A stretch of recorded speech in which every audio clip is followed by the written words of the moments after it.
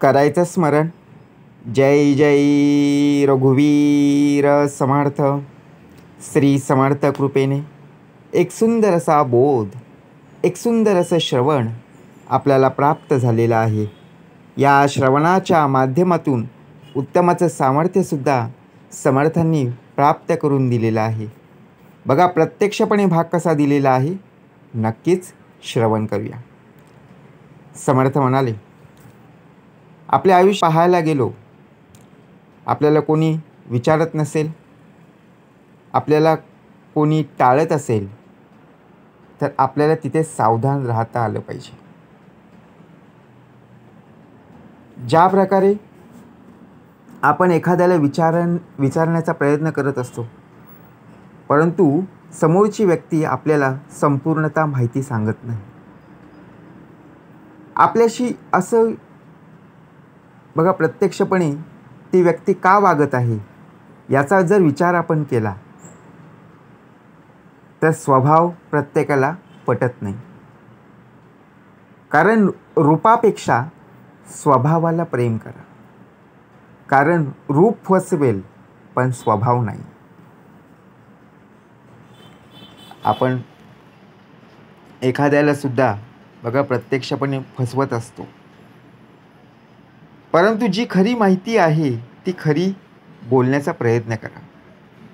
कारण विषय तिथंच सोडून द्यावा जिथून स्वतःला त्रास होणं सुरू होत असतं. आता कोणीतरी बघा प्रत्यक्षपणे आपल्याला दोष देत आहे. आता दोष दिल्यानंतर आपल्याला राग येतो, आपला पारा चढतं. मग विषय तिथल्या तिथे संपवावा. त्या विषयांचा जास्त विचार करू नये. का आपल्याशी लोक अशी वागत आहेत, का आपल्याला लोक सांगत नाही. जी लोक आपल्याशी बोलणारी आहेत ती सुद्धा प्रत्यक्षपणे टाळत आहेत. आपल्या स्वतःच्या शरीराला कधीही त्रास करून घ्यायचा नाही. जगातील सर्वात सुंदर दागिना तो म्हणजे मेहनत, आणि सर्वात सुंदर जीवन साथी म्हणजे आपला आत्मविश्वास. आपण जगामध्ये सर्व गोष्टी पाहतो, आपल्याला आनंद वाटतो, समाधानी वाटतो, परंतु जी व्यक्ती मेहनत घेत असते ना, जी व्यक्ती प्रचंडपणे काम करत असते,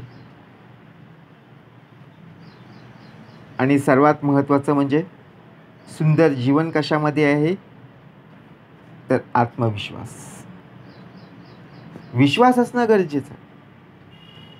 आपण कार्य करत असतो, मेहनत करत असतो, परंतु विश्वास हा प्रत्यक्षपणे आपल्यामध्ये असला पाहिजे. नुसतं काम करणं म्हणजे महत्त्व नाही, तर त्या कामावर असणारा विश्वास महत्त्वाचा आहे. मग आपण जाणायचं, आपण जर काम करत आहोत, मग काम करत असताना समोरची व्यक्ती आपल्याला कुठलाही प्रश्न असू दे ती व्यक्ती सांगत नाही. का आपल्याशी अशी वागत आहे ती माहिती सांगायची. मग ती माहिती आपल्याला पूर्ण देत नाही, आपल्याला पूर्णपणे टाळत असते. कारण बघा प्रत्यक्ष भाग कसा दिलेला आहे. पती पत्नीचा संसार, त्या संसारामध्ये अनेक प्रॉब्लेम येत असतात, आणि ते प्रॉब्लेम एकमेकांस सोडवायला बघा प्रत्यक्षपणे यायला हवेत, कारण ते त्यांनीच निर्माण केलेले असतात.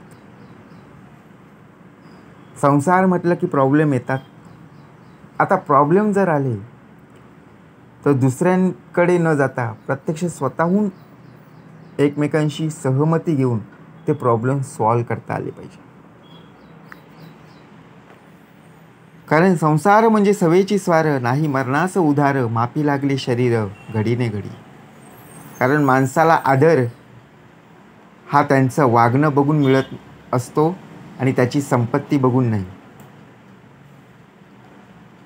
आता मनुष्याचा आदर आणि त्याचं वागणं, त्याचं जेव्हा वागणं प्रत्यक्षात लोकांना आवडतं, तेव्हाच लोक त्याला मान सन्मान आणि आदर देत असतात. त्याची संपत्ती बघून नाही. त्याच्याकडे प्रॉपर्टी असो किंवा नसो, तो करोडपती असो किंवा त्याच्या खिशामध्ये जरी पैसे नसले, तरी मनुष्य जर स्वभावाने जर उत्तमाचा असेल तर नक्कीच त्या मनुष्याचा आदर मान सन्मान केला जातो. कारण दरवाजावर शुभ लाभ लिहून काहीही होणार नाही. आपण आपल्या दरवाजावर पाटी लावतो, आपण उंबरठ्यावर शुभ लाभ लिहितो, परंतु विचार आपले शुभ ठेवले पाहिजेत.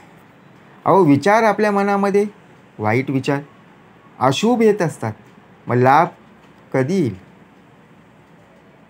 त्यासाठी मन साफ असायला हवं. कारण मन साफ त्याला सर्व माफ. नुसतं शुभ लाभ लिहून कधी होणार नाही. जसं समर्थ म्हणाले, वरी वरी वैभवाचे आणि अंतरी पोतडे नरकाचे. वरून किती शुभ्र कपडे जरी परिधान केले, स्वच्छ धुतलेले इस्त्री मारून जरी प्रत्यक्षपणे कपडे परिधान जरी केलेस, तरी आतले जे बघा प्रत्यक्षपणे जो स्वभाव आहे तो जर उत्तमाचा नसेल, तर त्या शुभ्र वस्त्राला काय महत्त्व? बरोबर की नाही?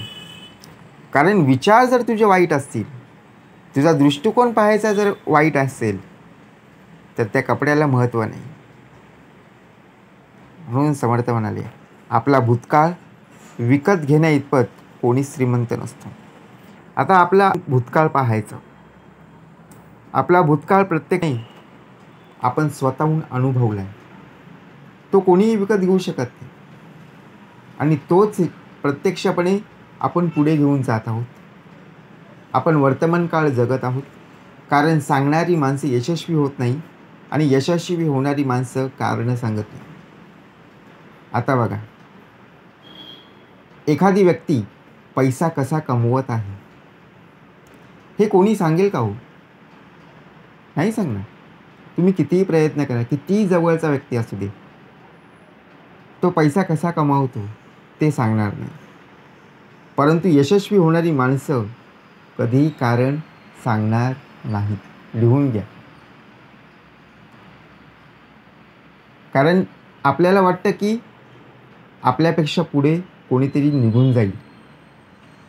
आपल्यापेक्षा पुढे जाता कामा नये. परंतु काही वेदना अशा असतात ना, ज्यांना फक्त फील होत असतात, पण ती आपण कोणाला सांगू शकत नाही. काही गोष्टी अशा असतात त्या आपल्या मनाला लागतात, परंतु आपण कोणाला सांगू शकत नाही. आपण सांगायला गेलो की समोरची व्यक्ती हसते. आपण सांगायला गेलो की प्रत्यक्षपणे समोरची व्यक्ती बघा ऐकून घेत नाही. परंतु समोरच्या व्यक्ती आपण काय बोलत आहोत जर ती ऐकत असेल तर सांगून उपयोग ना. बरोबर की नाही? म्हणून भाग कसा दिलेला आहे, कोणाला आपलंसं बनवायचं असेल तर मनानं बनवा. काय सांगितलं भाग? कोणाला आपलंसं बनवायचं असेल तर मनानं बनवा, फक्त मुखानं नाही. आपण लहानपणापासून खेळत आलेलो आहोत. तू माझ्या टीममध्ये, तू माझ्या गटामध्ये. फक्त आपण काय दिले? शब्द दिले. परंतु आपलंसं बनवायचं त्याला.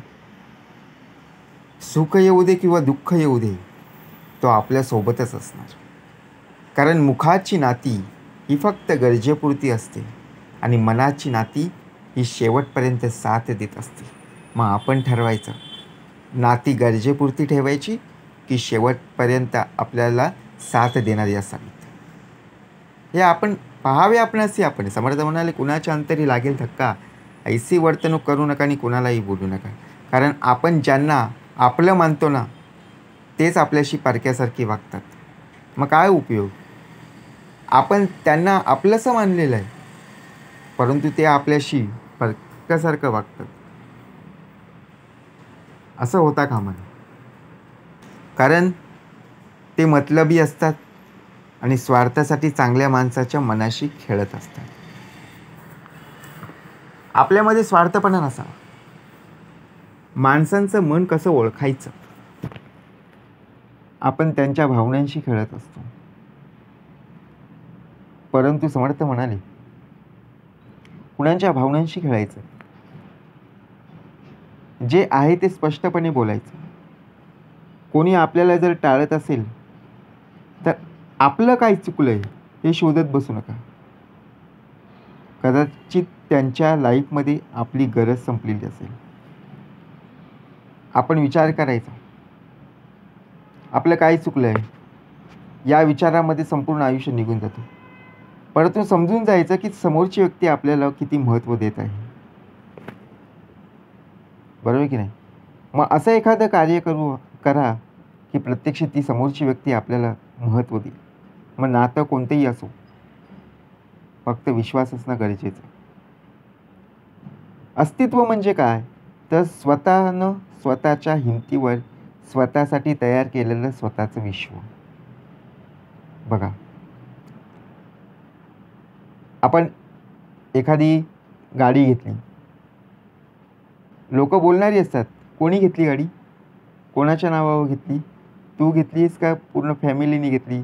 बघा, घर घेतलं, आपण त्यांना आमंत्रण द्यायला जातो, कोणी घेतलं, तू घेतलंस की तुझ्या मोठ्या भावानी का मोठ्या बहिणीने का लहान भावानी लहान बहिणीने, असं विचारतात. परंतु असं विश्व तयार करा, असं चित्र निर्माण करा की संपूर्ण जग तुम्हाला विचारेल. आयुष्यात काही करून दाखवायचं असेल तर आपण कोण आहोत, काय आहोत, यापेक्षा आपण काय होऊ शकतो याचा विचार करायला हवा. जगात अशक्य असं काहीच नाही आहे. अशक्य ते शक्य तुझं नारायण. आपला फक्त विश्वास असणं गरजेचं आहे. कारण एकदा पोटात गेलेलं विष हे फक्त एका माणसाला मारत असतं, पण कानात गेलेलं विष ही हजारो नातं संपून टाकतं. म्हणून दुसऱ्याच्या सांगण्यावर विश्वास ठेवण्यापेक्षा स्वतःच्या पाहण्यावर विश्वास ठेवा. आपण दुसऱ्यांच्या सांगण्यावर अतिविश्वास ठेवतो आणि त्याच विश्वासामुळे बघा प्रत्यक्षपणे आपण स्वतःचा विश्वास गमावून बसतो. मग काय साध्य केलं, काय आपण कानाने ऐकलं, त्या कानामुळे जे आपण ऐकत आलेलो आहोत त्या कानामुळे आपले नातेवाईक दूर झाले. मग असं होता कामा नये. मग आपण स्वतःहून विचार केला पाहिजे की ज्यामुळे आपल्याला आयुष्यात जगताना प्रॉब्लेम येणार नाही. असंख्य प्रॉब्लेम येत असतात, परंतु ते प्रॉब्लेम येत जरी असले तरी साथ देणारे आपले मित्रपरिवार नातेवाईक असतील. कारण पैसा पुन्हा पुन्हा कमावता येईल, पण आईवडिलांसारखी संपत्ती बघा प्रत्यक्षात पुन्हा पुन्हा मिळणार नाही. पैसा आज आहे तर उद्या नाही, पण आईवडील ज्यांनी दिलेले संस्कार, ज्यांनी दिलेली शिकवण ती आपल्याला शेवटच्या श्वासापर्यंत टिकून ठेवायची. कारण मनासारखी माणसं शोधण्यापेक्षा मन समजून घेणारी माणसं शोधा. खरंच मनासारखं होईल. आयुष्य जर मनासारखं जगायचं असेल ना, मनासारखी माणसं शोधण्यापेक्षा आहे ना, प्रत्यक्षात मनाला समजून घेणारी माणसं शोधा. आता भाग समर्थांनी का दिलेलं आहे, कारण आता मनासारखी माणसं आता पाहायला भेटत नाही. विचार जर केला ती व्यक्ती गोड बोलतात आणि शेवटी काटा काढतात. म्हणून आपल्याला टाळत असेल तर प्रत्यक्ष आपण स्वतःहून विचार केला पाहिजे आणि आपल्यामध्ये निश्चितपणे बदल कसा होईल याकडे लक्ष दिलं पाहिजे.